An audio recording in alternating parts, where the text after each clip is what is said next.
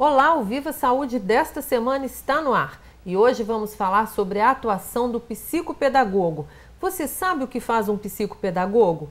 E qual é a relação deste profissional nas diversas áreas da saúde? A psicopedagogia vem exercendo um papel fundamental na saúde e na melhora dos distúrbios e dificuldades de aprendizagem. O ingresso deste novo profissional na área de saúde tem sido muito importante nas melhoras de atenção, de memória e no desenvolvimento escolar. Por isso, a presença desse profissional na escola e nos consultórios é de fundamental importância no desenvolvimento infantil, na busca de uma aprendizagem mais eficaz e saudável. Para falar sobre isso, nós convidamos a pedagoga e psicopedagoga Maria Aparecida Pereira Lopes. Maria Aparecida, seja muito bem-vinda aqui ao programa. Eu acho que esse é um programa que vai esclarecer muito sobre esse papel que é muito novo. Pouca gente realmente conhece, como a gente falou aqui no início, qual é o papel de um psicopedagogo. O que ele faz, qual que é a diferença dele para um pedagogo? Obrigada pelo convite, viu? O psicopedagogo, ele é, antes de tudo, um especialista, né? Geralmente a pessoa segue a linha da pedagogia, a graduação, se forma em psicopedagogo. O psicopedagogo, ele trabalha com a dificuldade de aprendizagem do aluno em diferentes áreas. O que acontece? Essa dificuldade de aprendizagem, ela pode ser gerada de diversas formas e de diversos fatores. E o psicopedagogo, aliando as outras áreas que ele estuda, que ele complementa nessa especialização, ele consegue, né, solucionar ou levantar hipóteses mais precisas ao sanar essa dificuldade de aprendizagem desse aluno e ingressá-lo novamente ao ritmo normal de aprendizagem escolar. É muito comum hoje em dia essas dificuldades de aprendizagem e as escolas, por exemplo, já têm consciência do papel do psicopedagogo como um profissional habilitado para isso? É muito comum, sim. É até mais do que a gente imaginava. É uma área do psicopedagogo que vem crescendo bastante. E essa dificuldade, com o aumento, né, do acesso à escola, essa dificuldade de aprendizagem, ela vem transparecendo bastante. A escola, ela já tem, sim, noção do papel do psicopedagogo, ela sabe que ele é importante nesse processo e ela conta com o psicopedagogo como parceiro nessa solução dessa dificuldade de aprendizagem. Quando é que uma família identifica que uma criança tem dificuldade de aprendizagem?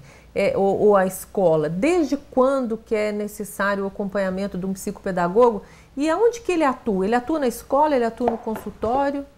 Então, a escola, a família, ela começa a perceber isso através do rendimento escolar. Isso é fato, entendeu? É o que mais tem de concreto. Nota, justamente. Nota ruim em um conteúdo ou uma matéria que essa criança vai mal, a escola começa a perceber e ela chama os pais. A partir desse momento, os pais que são envolvidos nesse processo começam a perceber esse rendimento também. E aí há um movimento, né? Para quê? Para sanar essa dificuldade. Só que chega um ponto que eles não conseguem. E aí percebe que tem a entrada de quem? Desse psicopedagogo na área. A partir do momento que ele entra nessa área, que o psicopedagogo entra, né, com o seu papel ali, ele vai investigar, né, ver de onde é a origem desse problema, né, e encaminhar. Ele faz uma articulação também entre essas outras profissões. Uma articulação, por exemplo, entre família, escola, neurologista, psiquiatra, psicólogo. Ele faz, o próprio pedagogo na escola, ele faz essa ponte, ele faz essa articulação. Ele identifica, por exemplo, que um problema de aprendizagem pode ser um problema neurológico ou pode ser um problema familiar. Ou pode ser um problema familiar. E aí ele vai encaminhar também, porque ele conta com esses parceiros, para uma pessoa específica nessa área, onde ela vai realmente solucionar e tratar o problema no foco, onde está acontecendo. Agora, ele atua aonde? Ele pode atuar na clínica, né, numa clínica ou no consultório, que aí a gente trabalha com o quê? Nós trabalhamos com o indivíduo ali em si. E a gente começa a envolver a família. Mas só que de uns tempos para cá a gente tem percebido que não adianta você trabalhar somente com o indivíduo dentro do consultório. Você tem que envolver o espaço físico, o espaço fora. Você tem que envolver a escola. O psicopedagogo, ele tem que visitar a escola, ele tem que conversar, ele tem que ter esse contato, ele tem que ver a criança nesse rendimento, como que está acontecendo na escola. Ele também tem que conversar com a família, tem esse momento, tem um primeiro, eu não digo um exame, mas um roteiro que a gente faz minucioso, que se chama anamnese, que é o envolvimento da família, é um histórico. Você levanta tudo, todos os dados importantes da criança, em todas as áreas, em todos os fatores da vida dessa criança até aquele dado momento. Mas como é que começa esse processo? Quem aciona o psicopedagogo? É a escola? Porque os pais, a gente conhece pouco sobre essa profissão de vocês, assim, né? Não temos esse recurso. Então, é a escola que aciona. Você falou que aciona a escola também. Então, por exemplo, você tem um consultório, aí você vai a qualquer escola. Justo. Você tem não é uma consulta simplesmente ali no consultório. Não. Você tem um papel, esse papel de articulação, você vai à escola, procura o professor. Como é que começa esse processo? Então, esse processo geralmente ele começa com a indicação da escola. Aí a escola, o que ela faz? Ela ainda não consegue encaminhar diretamente para o psicopedagogo. Por quê? Falta de informação? Não é falta de informação, é falta ainda de respaldos legais. Ou seja, o psicopedagogo ele ainda é um profissional que atua na particular. Ele ainda não é um profissional que pode ser considerado público.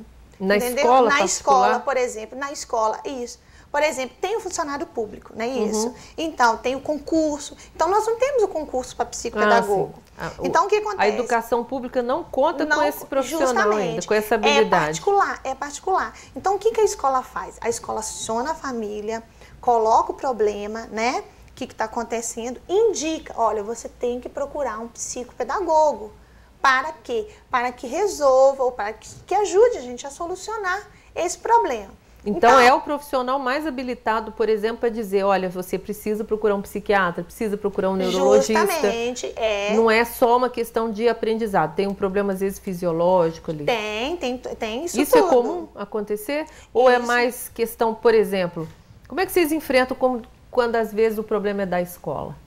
Isso, a gente atua junto com a escola. Tem esse problema. Esse problema chama-se dificuldade de aprendizagem reativa.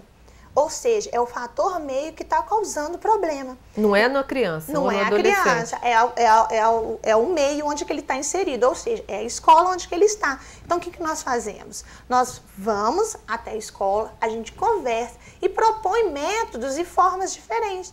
Muitas vezes, não condizente com o que a escola propõe, mas ela, como uma escola aberta, como a gente fala da educação hoje, ela se propõe a modificar e rever essas situações. Mas ele atua junto com a escola, com respeito, né, às limitações e às possibilidades da escola, mas junto com ela. Ô Maria, vamos esclarecer uma coisa aqui para os pais. É normal que uma criança ou um adolescente tenha dificuldade de aprendizado? Até que nível? Por exemplo, eu tenho um filho que tem dificuldade com matemática, o outro com português. E aí tem uma outra criança que tem dificuldade com matemática, com português, com geografia, com história. Qual é o nível de normalidade para que os pais fiquem menos estressados com isso e também que saibam procurar ajuda quando necessário? Tá. Olha, a gente tem um período que a gente fala da pré-adolescência, ou cada fase que a criança passa, né? Que ela tem uma certa limitação, uma certa dificuldade.